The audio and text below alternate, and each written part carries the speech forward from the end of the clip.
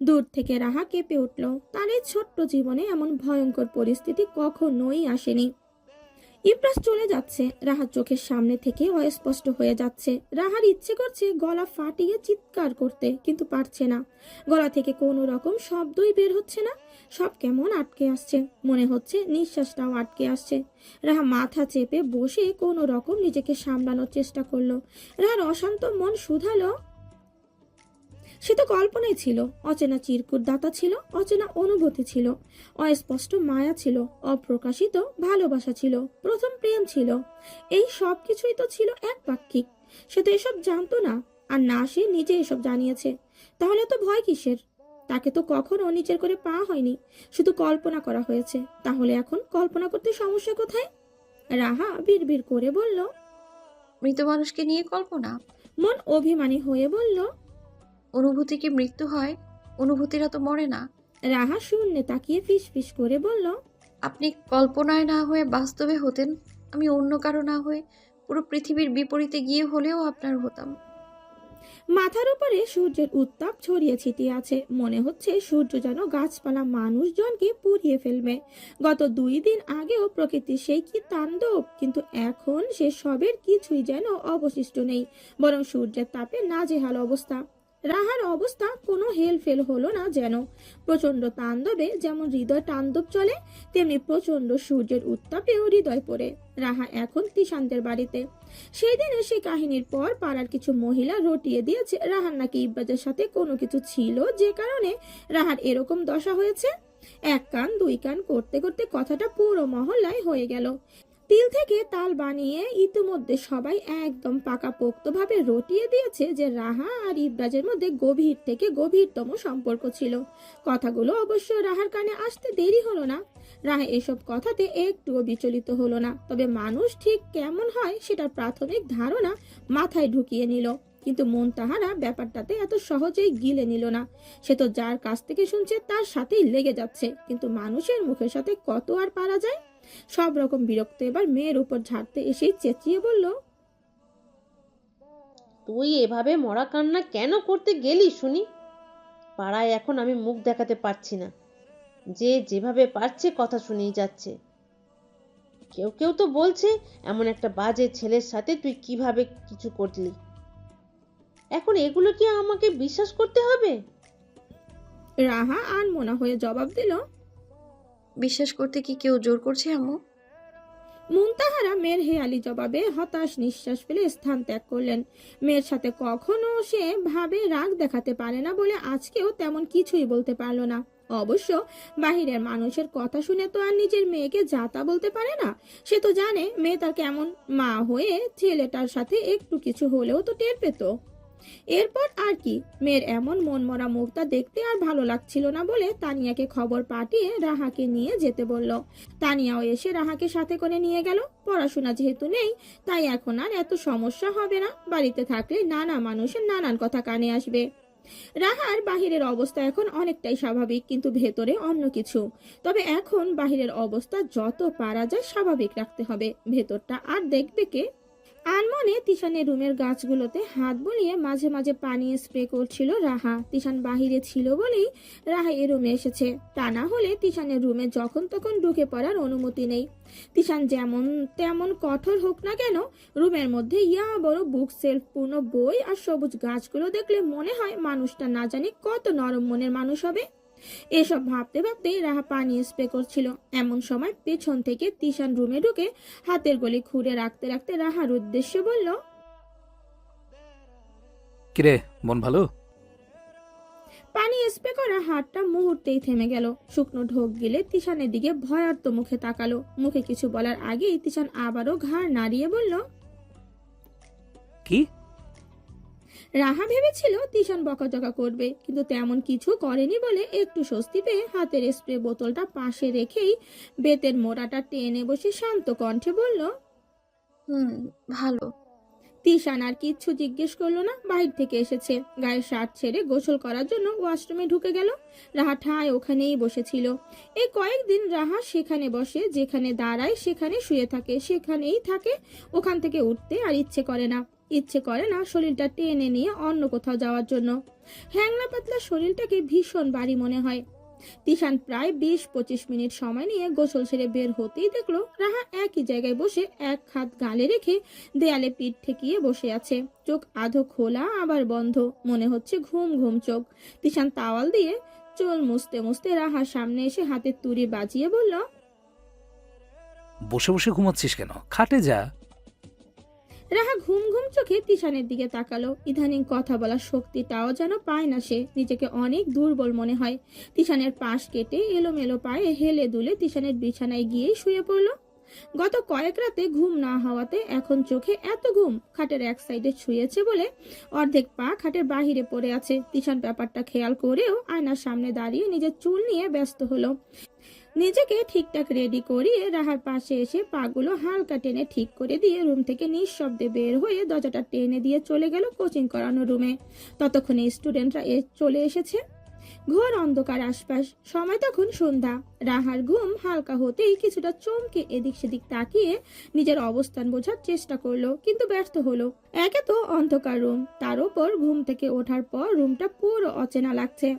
কয়েকবার চেষ্টা করে বুঝতে পারলো তিশানের রুমে আছে সে। এর আগে তিশানের রুমে কখনো ঘুমানো তো দূরে থাক, শুয়ে বসে থাকাটাও হয়নি, যে কারণে চিনতে সমস্যা হচ্ছিল। রাহা ওড়না টেনে নিয়ে বিছানা থেকে দরজার কাছে আসতেই দেখলো ড্রয়িং রুমে তানিয়া, তিশান আর রোকেয়া বেগম বসে আছে। রাহাকে দেখে তানিয়া ডাকলো, রাহামণি, ঘুম ভেঙেছে তাহলে? সম্পূর্ণ বিকেলটা যে ঘুমিয়ে কাটালি, এখন রাতটা কাটাবি কিভাবে? তোর তো আবার বিকেলে ঘুমোলে রাতে ঘুম আসে না। রাহা সামনে এগোতে এগোতে কিঞ্চিত হাসলো, মুখে একটু পানির ঝামটা দিয়ে এসে সবার সাথে বসলো। রাহা বসতেই কিচেন থেকে মৌ দু হাতে দুটো চায়ের কাপ এনে একটা তানিয়া আর একটা তিশানকে দিল। রাহাকে দেখে হালকা হেসে আবারও কিচেনে গিয়ে আরেক কাপ চা এনে রাহার হাতে দিল। রাহা মুচকি হেসে চাটা হাতে নিল। প্রথমে মৌকে দেখে একটু অবাক হলো, পরে সম্পূর্ণ ব্যাপারটা স্বাভাবিকভাবেই নিল। কিছু কিছু প্রতিবেশী অনেক ক্লোজ হয় কিনা। তানিয়াও হেসে বলল, মৌ নাকি অনেক ভালো চা বানাতে পারে, বুঝলি রাহা? এই জন্য আজকে আমাদেরকে চা বানিয়ে খাওয়ানোর দায়িত্ব পড়েছে তার ঘাড়ে। রাহা তানিয়ার কথা শুনতে শুনতে চায়ের কাপে চুমুক দিয়ে চোখ বন্ধ করে বড় করে নিঃশ্বাস টেনে বলল, আম, তানিয়া আপু আসলেই তো অনেক মজা। মৌয়ের উদ্দেশ্যে বলল, ধন্যবাদ আপু, এরকম রিল্যাক্সিং একটা মুডে নিতে আর মতো চা খাওয়ানোর জন্য। মৌ হাসি হাসি মুখে রাহার ধন্যবাদ গ্রহণ করলো। তিশান বরাবরের মতো চুপচাপ চা খেয়ে উঠে রুমে যেতে যেতে বলল, বের হবো। রাহা, রেডি হয়ে নে। আর তানিয়া, তোরা যেতে চাইলে রেডি হতে পারিস। প্রথমত তিশান সচরাচর রাহাকে নাম ধরে ডাকে না, আজকেই ডাকলো। তিশান যত আলতু ফালতু নামে ডাকে আর নয়তো কোনো নামই মুখে নেয় না। রাহা ভুরু কুচকে তিশানের দিকে তাকিয়ে জিজ্ঞেস করলো, রেডি হব, কিন্তু আমি তো যাব না বাইরে। তিশান রাহাকে পাত্তা না দিয়ে বলল, তোর থেকে মতামত চায়নি কেউ। কথাটা বলেই ফট করে রুমের দরজা লাগিয়ে দিল। নিশ্চয়ই এখন সে রেডি হবে। তানিয়ার উদ্দেশ্যে রাহা ফের জিজ্ঞেস করলো, কি হয়েছে আপু? তানিয়া মাথা হেলিয়ে বলল, জানি না ভাই, তোকে আগে বলেছে যাওয়ার জন্য, আর আমাকে অপশনাল রেখেছে, মানে আমি না গেলেও চলবে। সো বরং তুই যা। রাহা অসহায় দৃষ্টিতে তানিয়ার দিকে তাকিয়ে বলল। কিন্তু আমি যাব না। তানিয়া ডোন্ট কেয়ার ভাব নিয়ে বলল, সে তোর ব্যাপার, বলে গিয়েছে রেডি হওয়ার জন্য, না হলে দেখা যাবে। রাহা জেদ ধরে বসে রইল, সে এখন বাহিরে যাবে না। আর যাবেই বা কেন? তিশানের সাথে বাহিরে ঘোরাঘুরি করার কোনো ইচ্ছে ছিল না কোনো কালে, আর এখন তো একেবারেই নেই। দুজনের তর্ক বিতর্কের মাঝে মৌ বসে আছে। সে কোনো পক্ষে কথা বলছে না, সে হলো নীরব দর্শক। যদি এখন বলে তাকেও যেতে তাহলে যাবে, আর না গেলেও চলবে। এর মধ্যেই তিশান গায়ে হুডি ঝুলিয়ে রেডি হয়ে এসে চলে এসেছে। ঠান্ডা যতটা নেই, কিন্তু সে জাস্ট শো অফ করার জন্য পড়েছে। রাহাকে তখনও এভাবে বসে থাকতে দেখে তিশান মায়ের উদ্দেশ্যে চোখ বড় বড় করে বলল, কি আম্মু, এখন চোখে পড়ে না? এখন আমি কিছু বললেই তো আমার দোষ হয়ে যাবে। বলবে আমি নাকি ওর সাথে খারাপ ব্যবহার করি, ঝামেলা করি, কিন্তু সে যে আমার কথা শোনে না তার বেলায়।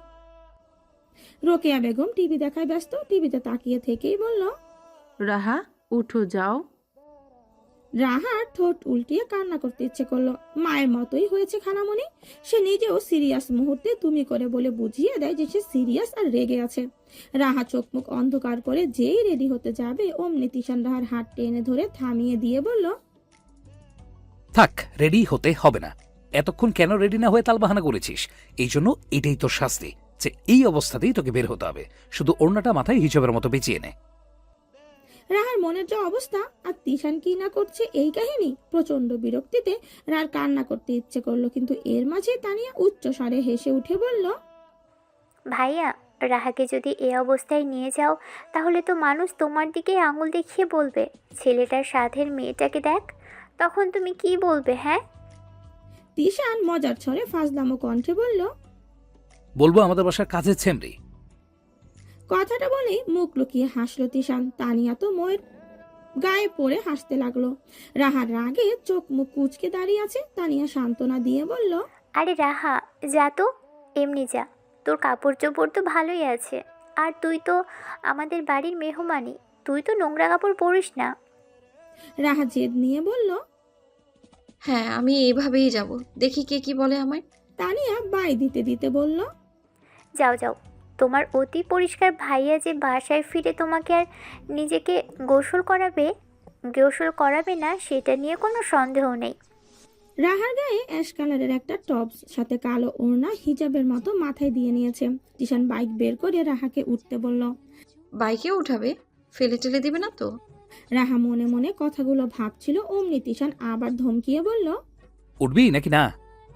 রাহা আস্তে ধীরে বাইকে উঠে বসলো। তিশান বাইক স্টার্ট করতেই সন্ধ্যার আকাশের ঠান্ডা বাতাস রাহাকে একদম বরফ করে দিচ্ছিল। রাহা তখনও অন্যমনস্ক হয়েছিল। তিশান রাহাকে ডেকে বলল। ভালো করে ধরে বস, পড়ে যাবি। তিশানের কথায় রাহা কল্পনা জগৎ থেকে বেরিয়ে আসলো। কল্পনা জগৎ জুড়ে যে অন্য কারো বসবাস। রাহা তিশানকে ধরে বসতে না চাইলেও পড়ে যাওয়ার ভয়ে তিশানের কাঁধে হাত রেখে বসেই মনকে জিজ্ঞেস করলো, আমাকে টেনে নিয়ে যাচ্ছটা কোথায়? চারপাশে হিমেল বাতাস। সন্ধ্যা রাতের এই ঠান্ডা বাতাসটা গায়ে লাগলে সমস্ত শরীর ভেতর থেকে ঠান্ডা হয়ে যায়। আধো আলো আধো অন্ধকার একটা স্থান। আশেপাশের লাইটের আলোতে লেকের পানি চিকচিক করছে। রাহা দু হাত বুকে গুজে দাঁড়িয়ে আছে লেকের পানির দিকে তাকিয়ে। একটু দূরে তিশান একটা মোটা বই হাতে দাঁড়িয়ে আছে। বই পড়ছে যে ব্যাপারটা তা না, মনে হচ্ছে কোনো কিছু নিয়ে একটু স্টাডি করছে। সাথে আরেকটা লোকও রয়েছে।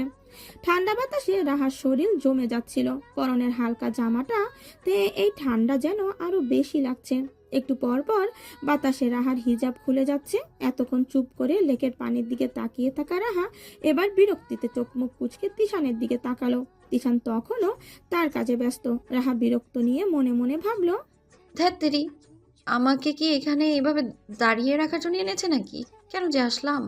তিশান সামনে থাকা লোকটার সাথে কথা বলতে বলতেই একবার রাহার দিকে তাকালো। অমনি রাহা নিজের বিরক্তি মাখা মুখটা ঘুরিয়ে নিল। বিষাক্ত মনের বিষগুলো যেন গুলিয়ে দিয়ে তেতো হয়ে গেল সম্পূর্ণ মনটা। রাহা বুঝতে পারলো একা থাকতে ইচ্ছে করলেও একা থাকা উচিত নয়, কারণ একা থাকলেই যে অনেক কিছু মাথায় চলে আসে। মনে ঘুরতে থাকে হাজারো কল্পনা, যে কল্পনাগুলো কখনো বাস্তবে রূপ নেবে না। আমরা সেই কল্পনাগুলোই করতে পছন্দ করি না। রাহা মিস গেল আকাশের দিকে তাকিয়ে চাঁদ খুঁজলো, কিন্তু না, আকাশের চাঁদ নেই। অনেক দূরে একটা তারা মিটমিট করে জ্বলছে। রাহা অপলক তারাটার দিকে তাকিয়ে বিড়বিড় করে বলল, এটা আপনিই তাই না? চঞ্চলতাকে দূর থেকে নজর রাখা হচ্ছে। সব সময়ের মতো এখনো আপনি দূরেরই। আপনি নষ্ট পুরুষ কিনা জানি না, কিন্তু আপনি ভীতু পুরুষ, তাই তো দূরে দূরে থাকতেন। রাহার অবচেতন ভাবনাতে যেন অভিমানী মন তেজ নিয়ে বলল। তুই নিজেই তো দূরে থাকতে চেয়েছিস তার থেকে। রাহা আমতা আমতা করে মনকে বুঝালো, মায়া কেমন হয় সেটা আমি জানতে চাই না, জানতাম না সুখকর অনুভূতিরা যে বিষাক্ত অনুভূতিতে এত তাড়াতাড়ি পরিণত হতে পারে, সেটাও জানতাম না আমি। মন বিপরীতমুখী হয়ে জবাব দিল, বিরক্ত আর অপছন্দ করা মানুষের প্রতিও যে এত তাড়াতাড়ি মায়া আর ভালোবাসার অনুভূতি আসতে পারে, সেটাও তো জানতাম না।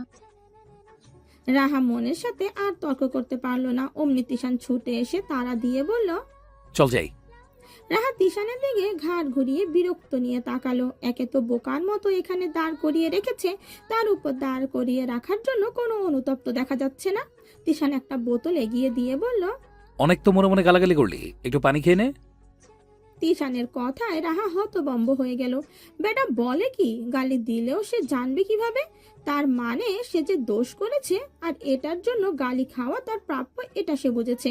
কিন্তু আমি তো গালি দেইনি, ভুল করলাম নাকি এখন গালি দেব? রাহা এসব ভাবতে ভাবতেই তিশান ফের ধমকিয়ে বলল, কিরে নে ধর, কিছু বললি এভাবে ড্যাপ ড্যাপ করে তাকিয়ে থাকিস কেন? প্রতিবন্ধী নাকি তুই? রাহা নিজের ওপর বিরক্ত হলো। আসলেই তো ইদানিং মনের সাথে কথা বলতে গিয়ে মানুষকে যে কিছু জবাব দিতে হবে সেটাই ভুলে যায় মেয়েটা। রাহা নাক মুখ কুঁচকে বলল, আমি প্রতিবন্ধী হতে যাব কেন? আমি ব্যাকাতেরা না। নাক, চোখ, মুখ, দাঁত সবটা ঠিকঠাকই আছে। কোনোটাই উল্টা উল্টা না। সব সব কিছুই ঠিকঠাক কাজ করে। তিশান বিড়বিড় করে বলল। অঙ্গ প্রত্যঙ্গ ঠিক থাকলেও তুই নিজেই সম্পূর্ণটা তেরা। রাহা তিশানের মুখের দিকে তীক্ষ্ণ দৃষ্টি নিয়ে চেষ্টা করেও বুঝতে পারলো না তিশান কি বলছে। রাহার তীক্ষ্ণ দৃষ্টি দেখে তিশান ব্যাকা হেসে বলল। পানি খাবি নাকি না? রাহা বিরক্ত নিয়ে বলল। এই ঠান্ডাতে আমি পানি খাবো কোন দুঃখে? তিশান পানির বোতলটা সরিয়ে নিতে নিতে বলল। একটা আইসক্রিম এনে দেই? রাহা নাক মুখ ফুলিয়ে তিশানের দিকে তাকাতেই তিশান অন্যদিকে মুখ ঘুরিয়ে মুচকি হাসলো। রাহার বুঝতে বাকি রইল না যে তিশান ইচ্ছে করে ফাজলামো করছে। তিশানের ভালো ব্যবহার রাহার ঠিকঠাক হজম হচ্ছে না। তিশানের পেছন পেছন যেতে যেতেই রাহা ভাবলো, কোনো বকাঝকা দিচ্ছে না তেমন একটা। বেটার মতলবটা কি? অবশ্য আমিও তো পায়ে পা রেখে ঝগড়াঝাটি করতেছি না, এই জন্যই বোধহয় ঝগড়াঝাটি কম হচ্ছে। তার মানে দোষটা আমার, আমি নিজে ওনার সাথে ঝগড়া বাঁধাই। রাহার ভাবনার মাঝে তিশান গম্ভীর কণ্ঠে বলল। এত ভেবে কি হবে? যেটা হওয়ার হয়ে গিয়েছে। আন্টি বলেছে তোকে যেন কয়েকদিন বকাঝকা না দিই, একটু ঝগড়াঝাড়ি যেন কম করি। তোর তো আবার প্রেমিক পুরুষের জন্য হৃদয়ে পড়তেছে। রাহার পা থেমে গেল।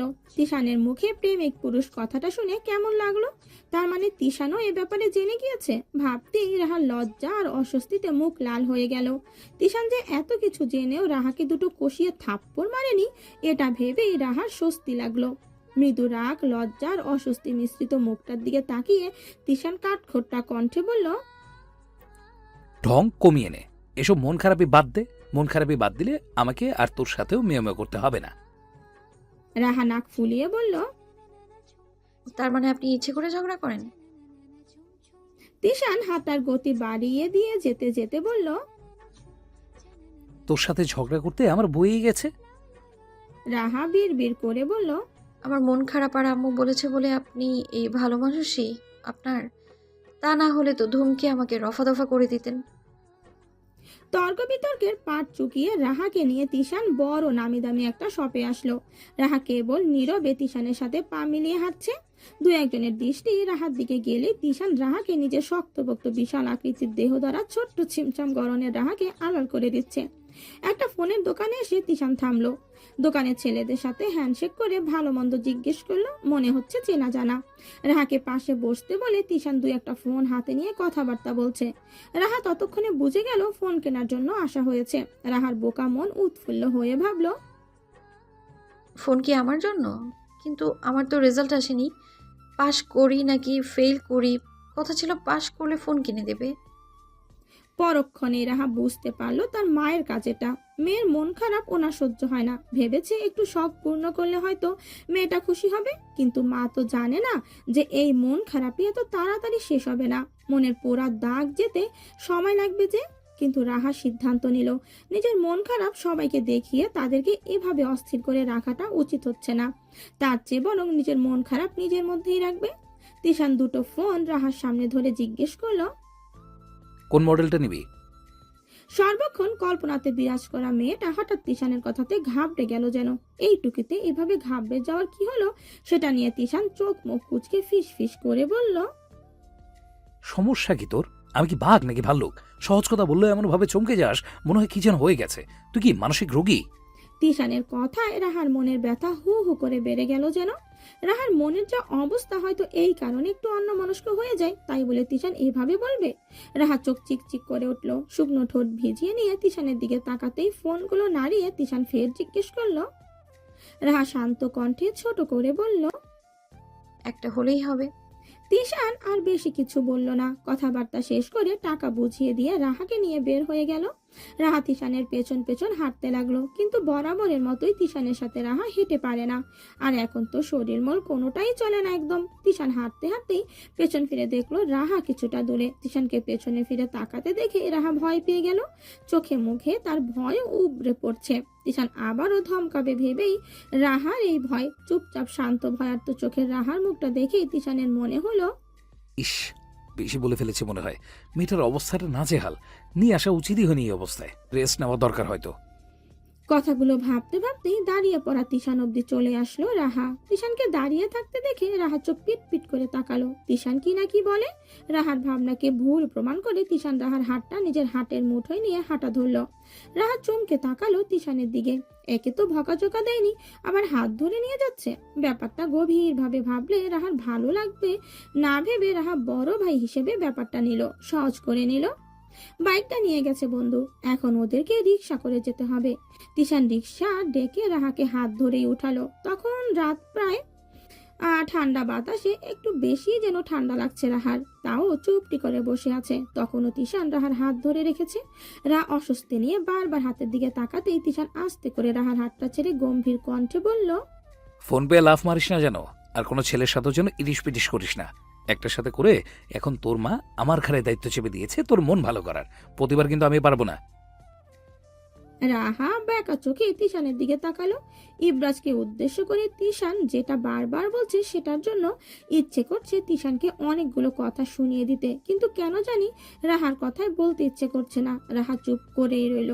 তিশান যেন এতে অসন্তুষ্ট হলো। তিশান বারবার রাহাকে খোঁচা মারছে, কিন্তু রাহা তিশানের সাথে ঝগড়া লাগছে না, যেটা রাহা আগে অনেক করতো, কিন্তু এখন একেবারেই এড়িয়ে যাচ্ছে, যেটা তিশানের ভালো লাগছে না। রাহার করা অযৌক্তিক ঝগড়াগুলোকে হঠাৎই মিস করতে লাগলো তিশান, কিন্তু মিস করাটাও অপ্রকাশিত। না রাহা জানবে আর না তিশান মানবে যে সে সত্যি রাহাকে মিস করছে, সেই ঝগড়ুটে চঞ্চল রাহাকে। তিশানের বারবার বলা ইবরাজের কথাটাতে রাহা আঘাত পেয়েছে। চুপটি করে রাতের আকাশে তাকিয়ে রইল। রিক্সা চলছে তার মতো করে, তিশান চুপ করেই আছে। রাহা মিচকালো আকাশের দিকে তাকিয়ে দীর্ঘশ্বাস ফেলে মনে মনে ভাবলো, অশান্ত সমুদ্রে ফেলে রেখে আপনি পালিয়েছিলেন। একে তো হৃদয় চূর্ণ বিচূর্ণ করে দিয়েছেন, তার উপর আবার এমন এক পরিস্থিতিতে ফেলে গেলেন যে আপনি মরে গিয়েও বেঁচে গেলেন, আর আমাকে জীবন্ত লাশ বানিয়ে দিয়ে গেলেন। ছোট ছোট শখ পূর্ণ হলে আমরা সবাই খুশি না হয়ে পারি না। মনের অজান্তেই আমাদের আনন্দ হয়, মন নেচে ওঠে। রাহারও সেম অবস্থা। নতুন ফোন পেয়ে চোখে মুখে কিছুটা উৎফুল্লতা দেখা যাচ্ছে। তিশান সম্পূর্ণ ফোনের সেটিংস ঠিকঠাক করেই রাহার হাতে দিয়েছে। অবশ্য দেওয়ার আগে 20 খানেক ভাষণ শুনিয়ে দিয়েছে। এবার রেজাল্ট আসার পালা। হুমকিও দিয়েছে রেজাল্ট খারাপ আসলে ফোন নিয়ে যাবে। আশেপাশের কষ্টগুলোকে আপাতত মনের গভীরে পুঁতে দিয়েছে রাহা। নিজেকে একটু সময় দেওয়া উচিত কিনা। মাঝে মাঝে পছন্দের কাজ কিংবা ভালো লাগে এমন কাজগুলো করলে মনটা ভালো হয়। মন ভালো করার উদ্দেশ্যে রাতে ফিরেই রাহা ফ্রেশ হয়ে সুন্দর করে চুলগুলো আঁচড়িয়ে ক্লিপ মেরে নিল। ঠোঁটে হালকা লিপস্টিক, তারপর হাসি হাসি মুখ করে নতুন চকচকে ফোনের ক্যামেরা বের করে অনেকগুলো সেলফি তুলে নিল। কিছু মানুষ রয়েছে ছবি তুললে যাদের মন ভালো হয়ে যায়, তাদের মধ্যে রাহা একজন। বাদ বাকি সব কিছু ভুলে গিয়ে রাহা প্রতিটা ছবি মনোযোগ দিয়ে দেখে শুনে মায়ের হোয়াটসঅ্যাপে 3-4টে ছবি সেন্ড করে দিল। মেয়ের এমন হাসি হাসি লুক দেখে মায়ের মন যে খুশিতে আধখানা হয়ে যাবে সেটা রাহার অজানা নয়। মাকে খুশি করানোর জন্যেই তো এই সাজসজ্জা। মাঝে মাঝে অন্যদের খুশি করাতে পারলে নিজেরই কেমন শান্তি লাগে। রাত প্রায় 10টা। মুনতাহারা মেয়ের এমন হাস্যোজ্জ্বল মুখ দেখে স্বস্তির নিঃশ্বাস টেনে ফোন লাগালো। রাহা মায়ের ফোন পেয়ে রিসিভ করে 4-5 মিনিট কথা বলে কল কেটে দিল। তানিয়া রাহার এই সাজসজ্জা দেখে ড্রয়িং রুমে চলে গিয়েছিল। ততক্ষণে রাহার ডাক পড়ে গিয়েছে খেতে যাওয়ার জন্য। রাহা কি করবে বুঝতে পারলো না। আয়না নিজেকে 2-1 বার দেখে ভাবলো এতটাও তো সাজেনি, তাই এই সাজ নিয়ে ওদের সামনে গেলে কি বা বলবে। ফোন হাতে নিয়ে রাহা ছুটলো ড্রয়িং রুমে। বাসায় যে অসির রহমান এসেছে সেটা রাহা জানতোই না। সে নিজেই তো বাসায় এসেছে একটু আগেই। খাবার টেবিলে গিয়ে সবাইকে খাবার সামনে নিয়ে বসে থাকতে দেখে রাহা শুকনো ঢোক গেল। মনে মনে ভাবলো, এই রে, আঙ্কেল বাসায় আসলো কখন? রাহার ভাবনার মাঝেই অসির রহমান গম্ভীর কণ্ঠে জিজ্ঞেস করলো। রাহা ইতস্ত বোধ করে মিনমিনে গলায় বলল, জি আঙ্কেল। অসির রহমান একবার তিশানের দিকে তাকালো। তিশান ততক্ষণে গমগমে চেহারা বানিয়ে খাবার খেতে ব্যস্ত। তিশানকে দেখে নিয়ে ফের রাহাকে বলল। রাহা দাঁত কিরমির করে মনে মনে ভাবলো, সব কয়টা ভাষণ দেওয়া নেওয়ালা।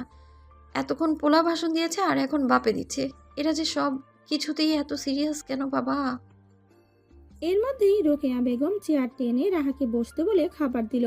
ততক্ষণে তানিয়া আর তিশানের খাবার প্রায় শেষ, আর ওসির রহমান তো খাবার শেষ করে উঠেও গেল। রোকেয়া বেগম ততক্ষণে বসে পড়ল খেতে। সবাই খাওয়া দাওয়া শেষ করে ফেললেও রাহা তখনও একবার টিভিতে তাকায় তো এক লোকমা মুখে তোলে। রোকেয়া বেগম দু একবার ধমক দিল, তার ধমকে কাজ হয়নি, আর হবেও না। রোকেয়া বেগম ফের ধমকিয়ে বলল, আরে এত লেট যে করছিস, তোর আঙ্কেল যে বাসায় সে কথা কি ভুলে গেছিস? রাহা ঠোঁট উল্টিয়ে বলল। তো কি হয়েছে?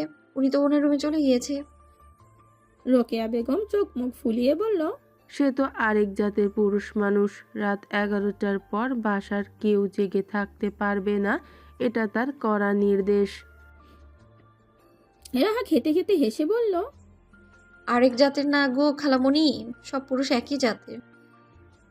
রোকেয়া বেগম হাসতে হাসতে রাহাকে তাড়া শেষ করতে বলে গেলেন।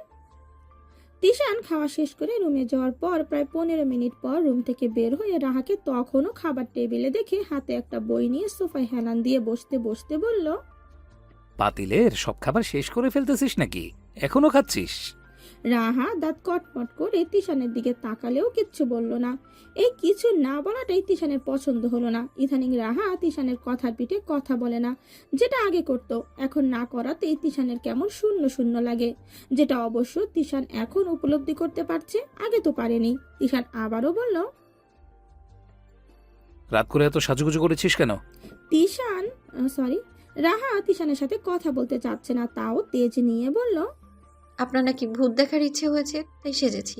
আমি সাজলে তো আবার আপনার চোখে ভূত লাগে। তিশান দু একবার রাহার দিকে তাকালো, এরপর মাথা চুলকি আমতা আমতা করে বলল, না, সুন্দর লাগছে। রাহা মেকি হেসে মনে মনে ভাবলো, নিশ্চয়ই আম্মু শিখিয়ে পড়িয়ে দিয়েছে আমাকে সুন্দর লাগছে এটা যেন বলে। আম্মু তো ছবিতে দেখেছে, আমিও একটু সাজুগুজু করেছি। আর আমার সাজুগুজু দেখে যে তিশাইন না আমারে খোঁচা মারবো সেটা তো আম্মু জানে, এজন্যে আগেই শিখিয়ে পড়িয়ে দিয়েছে। আর বেটা এসে আমার সাথে পল্টি নিচ্ছে, যত সব। মনে মনে কথাগুলো ভাবলেও মুখে কিছু বলল না রাহা। তিশান বইয়ে মুখ গুজে রাখলেও চাচ্ছে রাহা কিছু বলুক, যেন পায়ে পা রেখে ঝগড়া করতে পারে। ঝগড়া করতে না পেরে কেমন লাগছে যেন। কিন্তু রাহা তিশানকে একটুও পাত্তা না দিয়ে 5 মিনিট পর খাবার শেষ করে উঠে গেল। রাহা উঠে বেসিনে হাত ধুতে যেতে রোকেয়া বেগম সব গোছগাছ করতে ব্যস্ত হয়ে গেল। রাহা হাত ধুয়ে রুমে যেতে নেবে অমনি তিশান ডাকলো।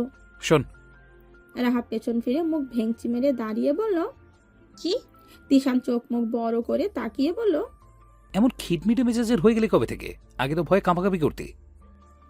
রাহা আকাশ পাতাল কাঁপিয়ে হেসে বলল, ওরে মামা, আমি ভয়ে কাঁপাকাঁপি করতাম? হ্যাঁ, তাও আবার আপনাকে? জেগে জেগে স্বপ্নে দেখছেন না তো আপনি? তিশান ঘাড় বাঁকা করে বলল, দিন দিন সাহস বাড়ছে। কিভাবে কার সাথে কথা বলছিস ভুলে যাচ্ছিস?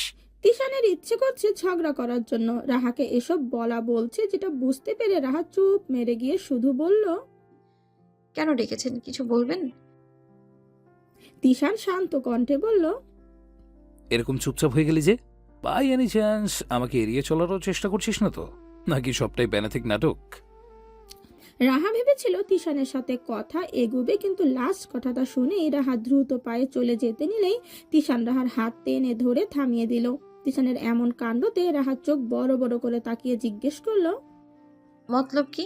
তিশান 2 সেকেন্ড চুপ করে থেকে রাহার বাচ্চা সুলভ চেহারার দিকে তাকিয়ে হাতটা ছেড়ে দিয়ে বলল, তোর চুপ থাকাতে আশেপাশে মানুষদের কষ্ট হয়, বুঝিস সেটা? রাহা বিদ্রুপের স্বরে বলল, চুপ থাকলে তো অনেকের শান্তিতে থাকার কথা। আমি তো নাকি বেশি কথা বলি, মানুষের কান নাকি পচে যায় আমার বেশি কথাতে। তিশান বিরক্ত হয়ে বলল। তুই বেশি বুঝিস। রাহা 2 হাত নাচিয়ে বলল, ভাগ্যিস বেশি বুঝি, তাই তো মানুষের মন বুঝলাম। রাহার হেয়ালিতে তিশান প্রচন্ড বিরক্ত হলো, কিন্তু রাহার প্রতি কঠোর না হওয়ার জন্য 2 সেকেন্ড থেমে নিজেকে শান্ত করে বলল, খুব তাড়াতাড়ি আমার শান্তি ফিরিয়ে দিস। কথাটা বলেই তিশান রুমে চলে গেল। রাহা বোকা বনে গেল, মনে মনে বিড়বিড় করতে লাগলো। তিশাইন না বলে কি ওর শান্তি ফিরিয়ে দিতাম মানে? আমি কই থেকে ওর শান্তি ফিরিয়ে দিব আজব। প্রতিটি সকাল জীবনে মনে করিয়ে দেয় কাল যা হয়েছিল তা অতীত, আজ নতুন কিছু সৃষ্টি করার দিন। রাহার মনের অবস্থা এখন আগের থেকে অনেকটাই স্বাভাবিক। খুব ভোরে ঘুম থেকে উঠেই রাহা সুন্দর সকালটা উপভোগ করতে যাবে ভাবলো। তিশানদের বাসার ছাদটা একটু বেশি সুন্দর আর আকর্ষণীয়, সবটাই তিশানের জন্য। অতি পরিষ্কার তিশান নিজের রুমের মতোই আশেপাশে সবকিছু সুন্দর রাখতে চায়।